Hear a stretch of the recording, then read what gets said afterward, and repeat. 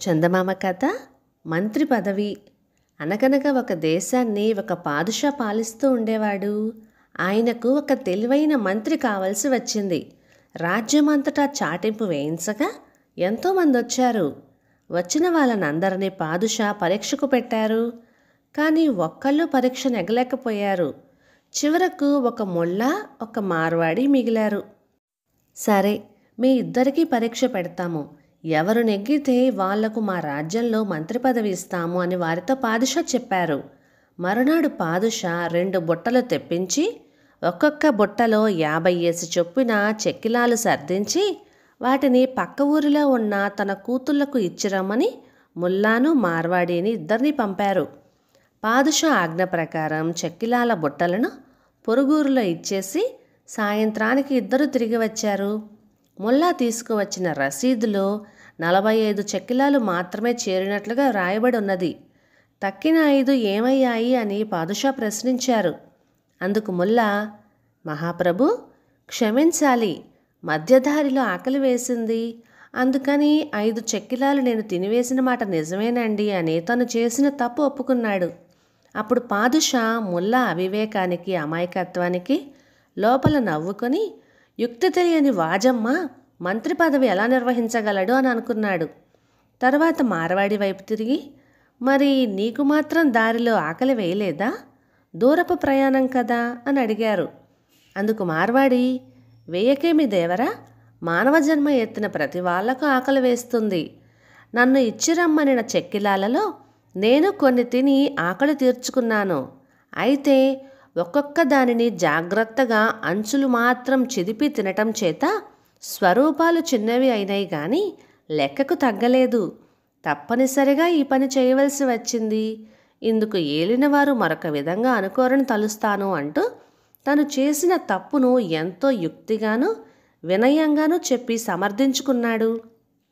ఇది వినగానే పాదుషా మనస్సులో చాలా సంతోషించారు. ఇద్దరిలోనూ ఉండే తెలివితేటలు ఇప్పుడు పాదుషాకు తెలిసి వచ్చాయి.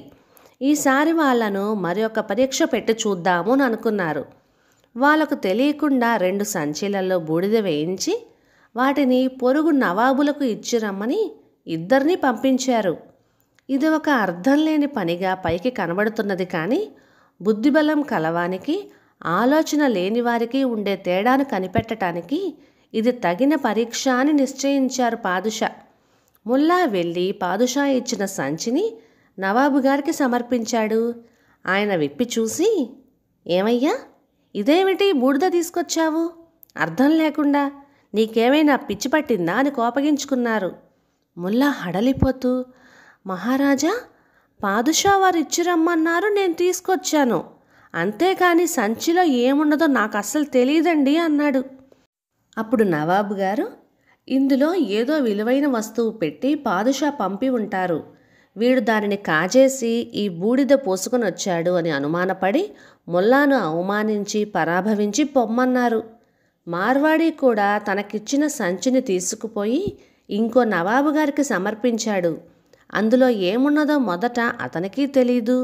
సంచి విప్పగానే ఈ నవాబు గారు కూడా అతని వైపు మిర్రి చూసి, ఇదేమిటయ్యా బూడిద పట్టుకొచ్చావు?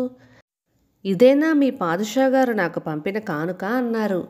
యుక్తిపరుడైన మార్వాడి పరిస్థితులను గురించి ఆలోచించి, ప్రభు, మా పాదుషా వారు ఈ మధ్యనే మక్కా యాత్ర సేవించుకు వచ్చారండి.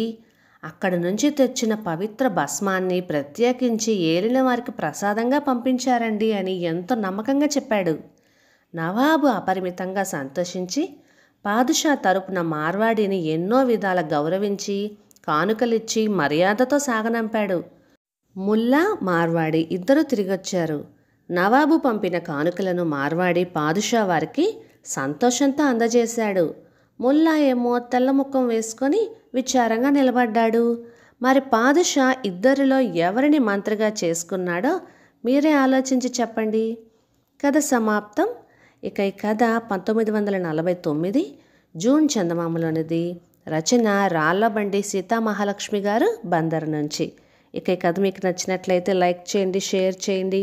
ఇలాంటి మంచి తెలుగు కథల కోసం మన ఛానల్ని సబ్స్క్రైబ్ చేయండి. Thank you.